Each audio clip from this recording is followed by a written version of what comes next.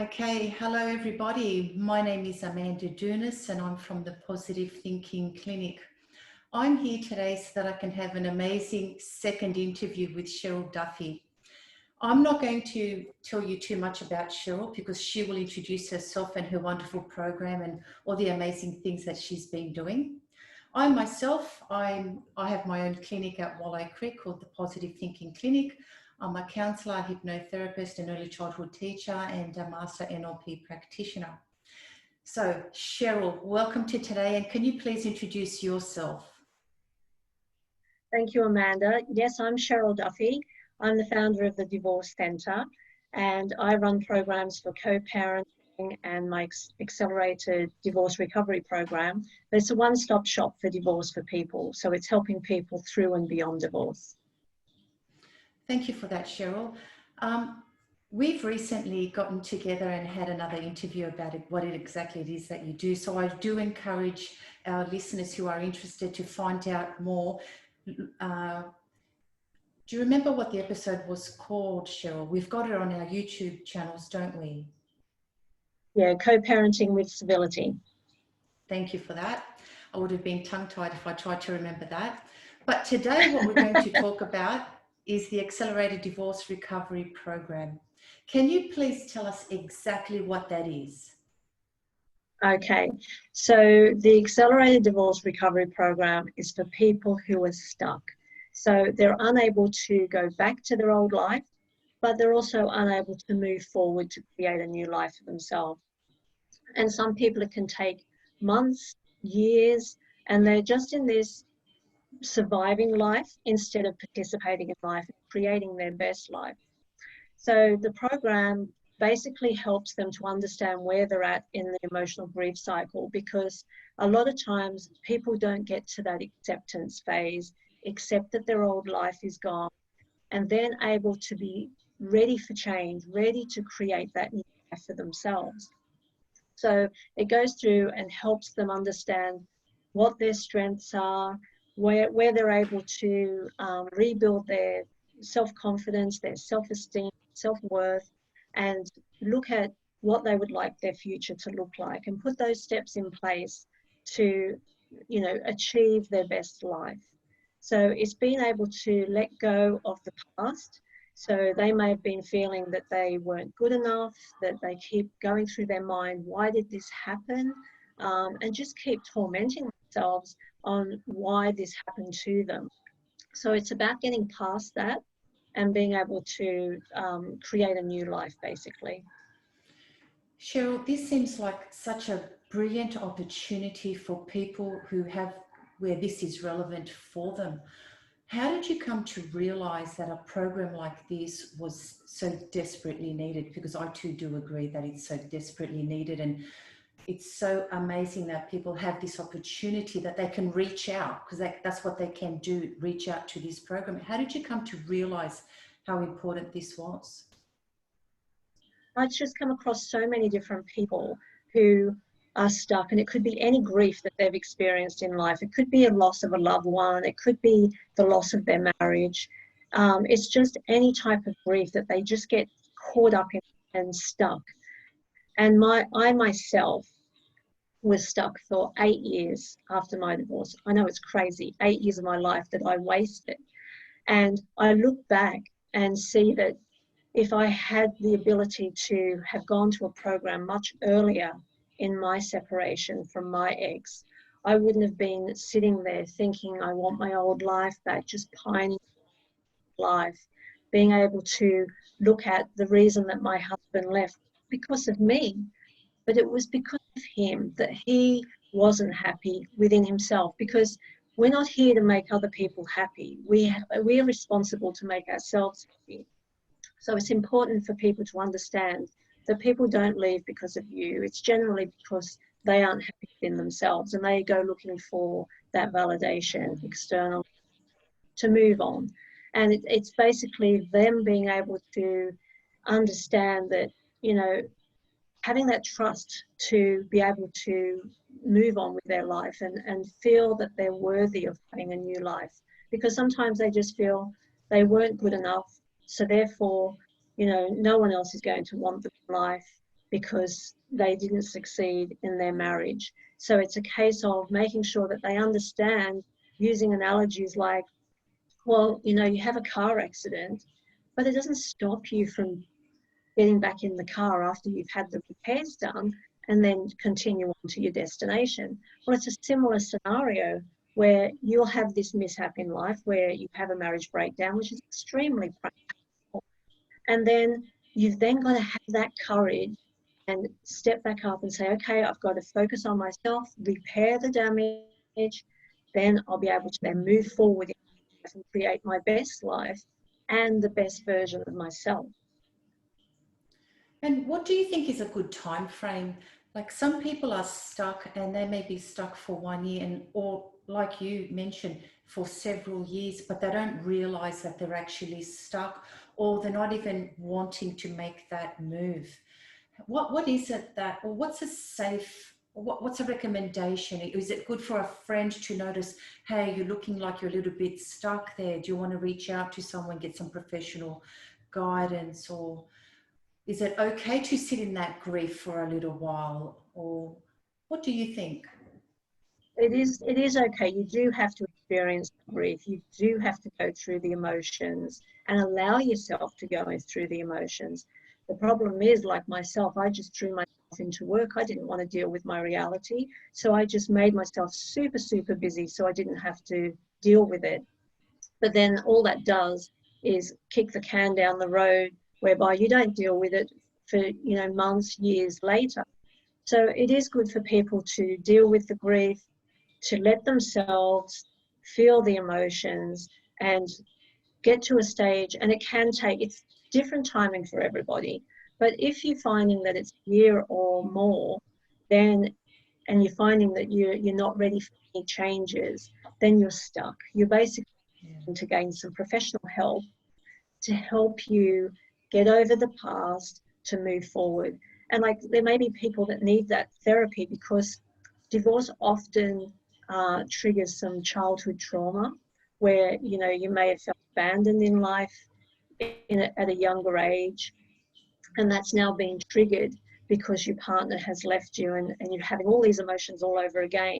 So there may be some therapy that's required to be able to help them get past that so that they can then move on and be able to create a new life for themselves.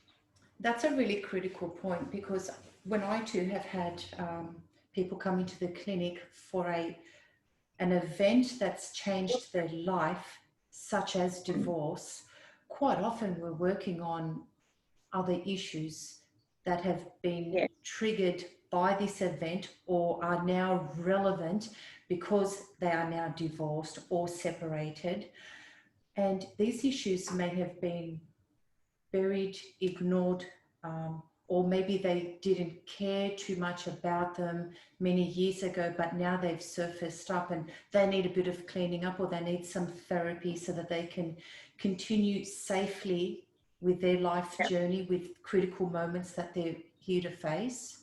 And so I think it's really important that in your program that there is that opportunity for them to seek some therapy.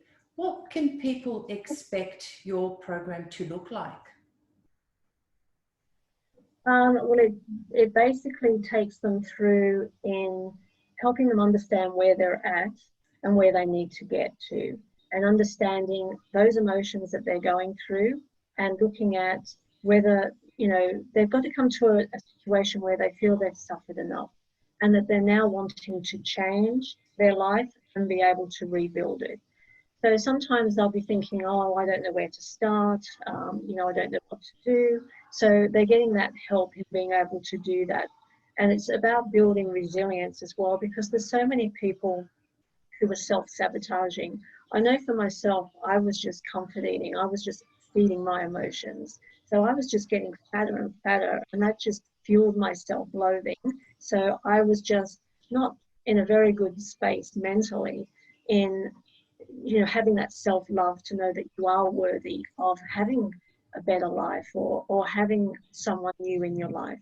So it's a case of making sure that you identify where you may be self-sabotaging in your life.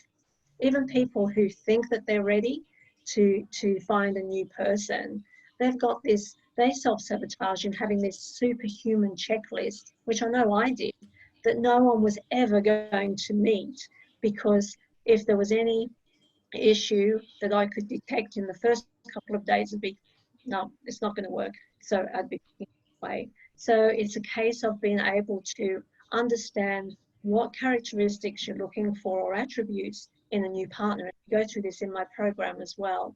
What attributes you're looking for in a partner, to make sure that you're also not selecting people who are similar to your ex. Because sometimes we have a type and we go for the same type and then we expect a different outcome. Well, that's not going to happen if we just keep going for the same type of person all the time.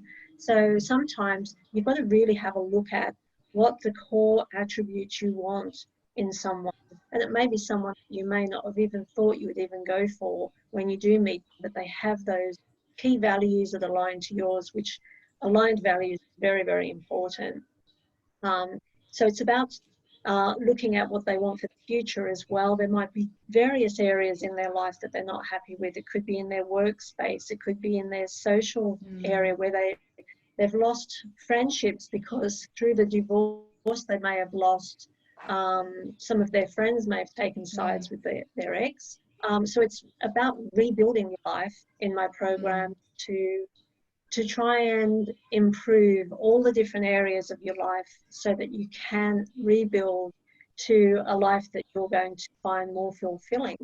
And, you know, you might find that you'll end up doing something you're really passionate about that you didn't have the opportunity to do when you were married. So now you have that opportunity, because you've got a clean slate, to be able to create the life that you want. You don't have to ask for anyone's opinion or approval, because now you're the author of your life. You can write your next chapter. You don't have to, you know, have someone else tell you what you should or shouldn't be doing.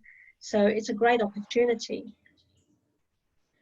I like the you're the author of your life, because I like to use that in my clinic too. And I always like to say that, okay, so you have your story to tell, but it's up to you how you tell it. And I always find that those who have just completed or finished up an old relationship, the way they speak about it, if they speak about it with anger and distress or disgust or resentment and all the, sorry to say, but the negative tags that come with that, I always let them know you are in charge of retelling your story in a way that can now benefit you, and let go of that emotional relationship, because we can't change the past and all the experiences that you've had with your partner, but you can always change the emotional connection that you have with that, so that you can reduce some of the charge.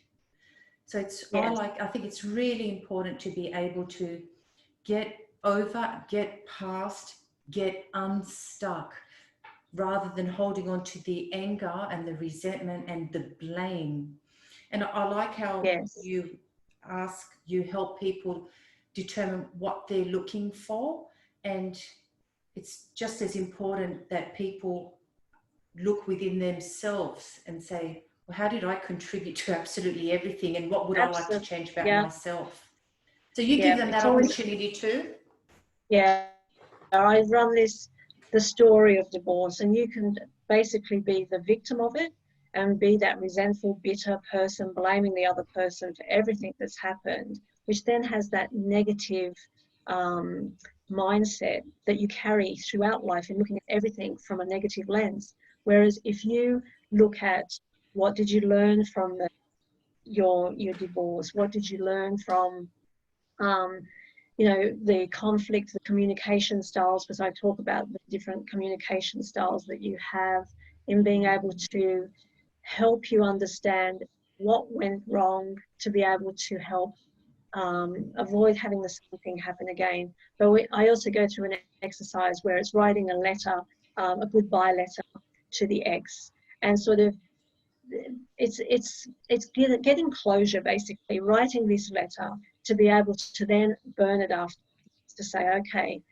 I've written my goodbye letter, I'm burning it now, and we're letting it go. Let that that person go, let that old life go, and take a deep breath that now we're ready for a new life, and have that excitement about what the new life could look like.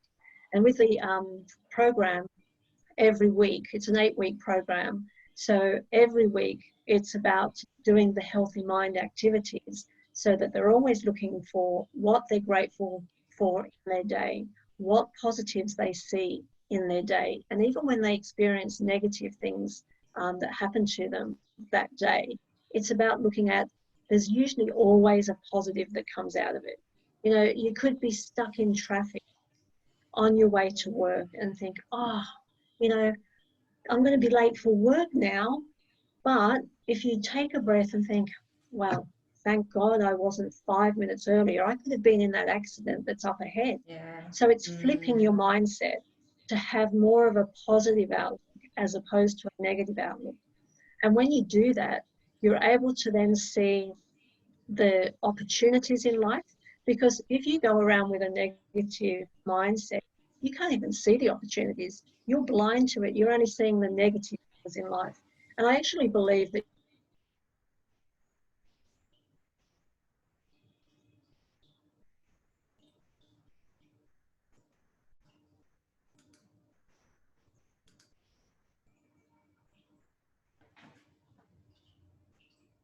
in life, you sort of lift yourself up to be able to look for the opportunities in life, and that will take you forwards in creating your best life. That's right. I work with positive living skills. I'm not sure if you've heard of them. They're part of our childcare centres. We've purchased a license under the positive living skills, and they give so many opportunities for our families, our programming, and our kids. And because you just mentioned looking for opportunities, it reminded me of exactly what they say, or very similar. They call it looking for daily highlights. Right. And it's pretty much similar. Where's a highlight? Like, we take advantage of, even nothing can be an opportunity or a highlight, because there's nothing negative in that. Or even if something, what we interpret as slightly negative, really we can always push through and say, well, what did I learn from that? Where is a highlight from that, or a positive, or what's the good out of that? Yes, exactly. I always believe that with absolutely everything, that you can use your words to find a positive. And the brain, the unconscious mind, really likes to listen to that kind of language and to speak that kind of language. So I feel that's a really good habit to retrain ourselves, because quite often through an ugly divorce or an ugly relationship breakdown, some people rehearse and practice negativity and bad language, and their perception and perspective of things is never towards an opportunity or a highlight. It's quite negative. It can be a cognitive distortion, as we say, a twisted way of thinking, and thinking that, oh, these things always happen to me, or they have a negative frame of thinking. Whereas really snap out of that and move past it and speak differently, so that our language can influence our mind, therefore our feelings, our behavior. And it can be a nice new cycle of wellness. Yeah. It's also looking at, you know, when I do the story of divorce, you've got two ways of looking at things. You can either be the victim and your ex is the persecutor and you're looking for a rescuer, someone to come and rescue you.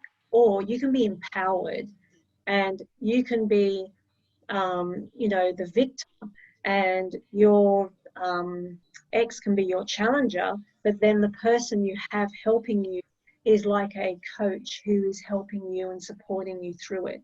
So it depends on how you look at the story of your divorce and what role you want to play in it. So you don't want to be the victim, because that's when it's all very overwhelming and, oh, life is so horrible. But if you're going to be someone who's going to be the victor and you're going to take your power back, and I'm going to get through this and I'm going to make a great life for myself and push through those hard times with the support you need. You don't have to do it on your own. So that's the key, really, isn't it? Absolutely. And not being stuck in that cycle, because it's Yeah, very easy to be stuck in that cycle. Once you're in there, it's like one big washing machine and it's like you got blinkers on. But being removed from that and being more the observer, yes, so that we yeah, can decrease the emotional charge or reaction or responses that we have. Only then, once we settle down, especially in our responses and our reactions, can we allow our logical mind to participate in being our best versions of ourselves. So it's really nice, like you said, about the coach or being an observer, so that we can actually be our best selves through this situation that can overwhelm us and can lead us into being a version of us that we don't quite like. You know, you quite often hear people say, I never want to be like that. That brought out the ugliness in me or the worst in me. But really, did we give that person that power, or did we do that? How responsible are we? And what did we learn from that, so that in future we won't be like that again? yeah, absolutely. Yeah. And sometimes I don't think people even realize that they've sort of given their power away, and they're not taking their power back and taking that responsibility for themselves. Like, I remember, 6 years in after my divorce, and as I said, I was comfort eating. I wasn't in a very good frame of mind. I was very depressed. And my daughter said to me, "Mum, why don't you go out, dressed up, and go out and have some fun? Like, instead of staying home all the time, no one's going to come knocking on the front door. A new man's going to come knocking on the front door." And I'd be, "Oh, well, it'll happen when it happens," type of thing. And she said, "I don't know what to do to make you happy, Mum. I try." And I was so shocked, because Oh, she had taken on that responsibility to try to make me happy, to become a happy person. And I said, "You're not responsible for my happiness. I am." And I think that's when it really clicked for me that, oh my gosh, the stress, the responsibility, the burden that you can put on other loved ones, because yeah. you're in this mental state where you're not helping yourself. So other people are trying to help you, but you're not even helping yourself. So it puts a lot of pressure on them. So when you realize that that happens, that can really jolt you into thinking, I've really got to get my act together. And that's when I decided, that's it, I'm going to change. I went on a health regime. I sold up the family home because I was shackled to my old memories there. That was a big Yeah. mistake, staying in the family home. And I was even working at the same company as where my ex was, which, I was still living my old life, just without my ex in it, so to speak, as a partner. Mm. So I'm a big believer in a fresh start. So when you're going through the midst of major change, do the whole hog, like move location if you want to, move to somewhere where you've always wanted to live, or just have a fresh start, because it can actually be quite cleansing. If you're Mm. shackled with all of your old furniture that, you know, you're used to share with your ex, the family, it was the family home, you're sort of caught up in that time warp almost. You're in this sort of time zone of not able to step out and create a new life. So yeah, That so was a really good it's helping idea, people move. to Yeah, make so that that helped me. change. Yeah, definitely. Because like you said, and you used the word shackle, you were shackled. Mm, yes. So see how things must have gotten moving very fast after you decided to make physical changes and take Yes. action. Some people say, oh, I don't feel like it, or when I feel better, then I'll do that. But I can very much respect and appreciate that one must feel a bit better. But I also like to advocate that you don't have to wait till you're feeling good. Sometimes we just have to act, and then the feeling good comes after that. That's right. Yeah. Yeah. So I think it's you've got a wonderful story to tell, and now I understand even more so how important this program is for so many people, and especially being delivered through your expertise and your life experience, where you know exactly what people need at different stages. So it's an 8-week program, did you say, and it's delivered Yes. online? Yeah, remotely via Zoom. So it's a group program, so people will join in each week and we go through the content of the program, but we also go through the healthy mind activities and we work through the emotional side and getting through creating their best self to create then their best life. So at the end of the program, they develop a plan for themselves, a short and long-term plan of what they're going to do going forward to create that new life for themselves. So it certainly helps them shift into a gear of moving forward, so that they're no longer stuck. They're making that first step. And how long is each session online each week? It's 1 hour, so it's just an hour each week, so that we all get together and we go through and basically understand where they are in this emotional, what's stopping them from moving forward. So they need to sit back and really understand, well, what's stopping me moving forward? Is it because I don't feel good enough? Like I do the 5 whys technique in understanding why are you where you're at? And they ask these questions, drill deeper and deeper and deeper until you get to the actual reason, the actual root cause of why you're stuck. So we go through those types of exercises so that they can sort of understand the root cause of why they're stuck and what they're needing to do to move forwards so that they can have a better life. And have you ever had a situation where both partners are in the same group participating so that they can be part of the divorce recovery program, or is that not advisable? No, I find that it's actually not the person that's done the leaving that actually is stuck. It's the one that has been left that's stuck. So the one that has left, they've done all their grieving a good 12 months, 2 years before they actually left. They've tried really hard to make the marriage work. They've gone into sometimes depression, sometimes they've been bargaining with themselves, thinking, well, what if I just do this or do that? And they try different things. And then they get to a point where they know it's just not going to work. So they come to accept it's not going to work. I'm going to leave. So for them, they're at the acceptance stage when they're deciding going.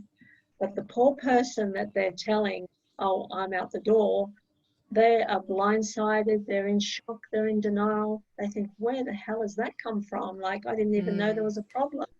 So they're right at the beginning of the grief cycle. So Yeah. usually it's those people that can take a long, long time because they keep asking themselves, why did that happen? What could have I done to have prevented it? All these types of things. And then they can be quite angry and resentful and bitter, thinking, I dedicated 20 odd years to this person and this is the Yeah. thanks I get. So there's all this type of anger, resentment, bitterness, but that is not going to do you well if you dwell there too long, because it's like a pit. It spirals you further and further down, and the longer you're in it, the harder it is to get back up out of it. Believe me, I was there. So it's a case Mm. of making sure, yes, you're going to have some anger when you're going through divorce, but don't sit with that anger for months and years and Yeah. really feel resentful and bitter towards your ex. You've got to be able to think, okay, well, don't I deserve to be with someone that thinks I'm the best thing that's happened to them? Maybe they've done me a favor. So you've got to change your mindset to think you deserve better. Like if someone doesn't want you anymore, why do you crave and pine for them to be in your life? Why would you want to do that and torture yourself? So it's about coming to that acceptance and conclusion that it's your old life's gone. You have to accept it, and now use that energy that you were using on negativity, on that resentment, on that you know, focusing on what your ex is doing in their life, and they're really happy, and how could they be so happy when they've ruined my life? You use that energy to create your future, create a new life, be your best. That keyword acceptance, that's one of my favorite words that I use here in my clinic too, because if you're not accepting what's going on and what you cannot change, you're actually resisting it, and that's just causing nothing but internal turmoil. And so it's really nice that that acceptance is really in the program, because that helps you get unstuck, that acceptance. Definitely.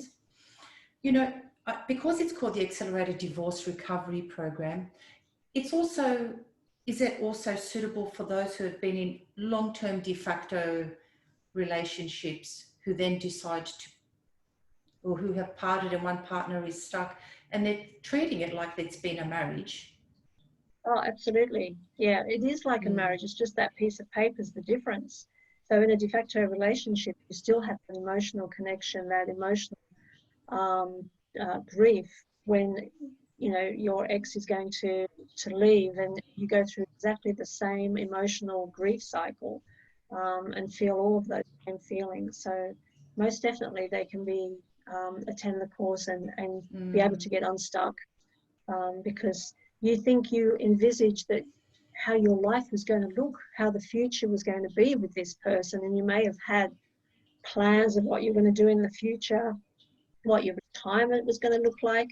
All of that's just vanished, and you're left with this, you're basically in a fog, not thinking of, well, what's going to happen now? And that's where people get stuck, because they can't even envisage a new life yet, because they haven't got to that acceptance stage of their old life being gone. And once they can do that, that fog starts to lift, and then they can start to, when they're doing that positive mindset activities, they can start to then see the possibilities of a future, a happy future. And that's when they can become creative and create that new future for themselves. And what about participants who need that extra, whether it's counselling or some form of therapy? Are you there to give them guidance or referrals, or do they do that on their own? And do you work together? What's the situation there? Well, if people are stuck and unable to accept and let go and move on, then it's obvious they're needing counselling. So I can refer them to counsellors, because that's when it's really evident that they have childhood trauma that needs to be uncovered and recovered before they can even get to that acceptance stage. They're still fighting with this trauma that they had, that's deep-seated in them from many, many years ago.